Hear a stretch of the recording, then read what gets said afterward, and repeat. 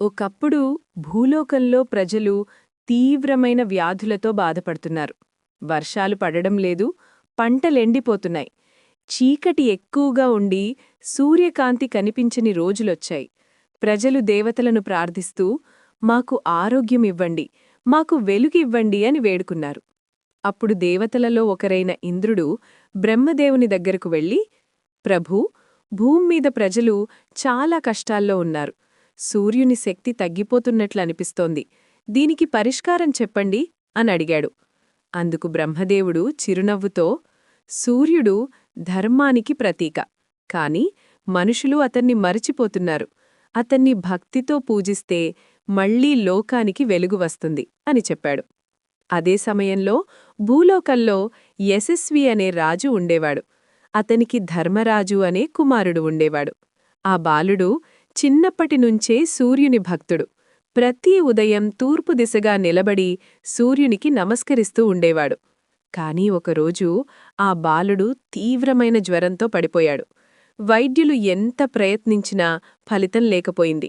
రాజు చాలా బాధపడ్డాడు. అప్పుడొక ఋషి రాజభవనానికి వచ్చి, ఈ బాలుడు గతజన్మలో చేసిన పొరపాటుకు ఫలితం అనుభవిస్తున్నాడు, కాని సూర్యదేవుని పూజ చేస్తే విముక్తి పొందుతాడు అని చెప్పాడు. రాజు, ఏ రోజు పూజ చెయ్యాలి మహర్షి అని అడిగితే ఋషి, మాఘమాస శుక్లపక్ష సప్తమి రోజు సూర్యుడు రథంపై ఉత్తర దిశగా ప్రయాణం ప్రారంభిస్తాడు. ఆ రోజున సూర్యుని రథసప్తమిగా పూజించాలి అని తెలిపాడు. రాజు ఆదేశంతో రాజ్యమంతా శుభ్రం చేయించారు. ప్రజలందరూ తెల్లవారుజామునే నదిలో స్నానం చేసి 7 ఆకులపై నీరు పోసి సూర్యునికి అర్ఘ్యమిచ్చారు. రాజకుమారుణ్ణి తల్లి చేతులమీద ఎత్తుకొని బయనకు తీసుకువచ్చి సూర్యునివైపు చూపిస్తూ, ఓ సూర్యనారాయణ, నీవే ఆరోగ్యానికి మూలం, నీవే ప్రాణానికి వెలుగు, ఈ బిడ్డను కాపాడు ప్రభూ అని ప్రార్థించారు. అదే క్షణంలో ఆకాశంలో ప్రకాశం పెరిగింది. మేఘాలు తొలగిపోయాయి. సూర్యకాంతి నేరుగా బాలుడి ముఖంపై పడింది. అద్భుతంగా బాలుడు కళ్ళు తెరిచి అమ్మా అని పలికాడు.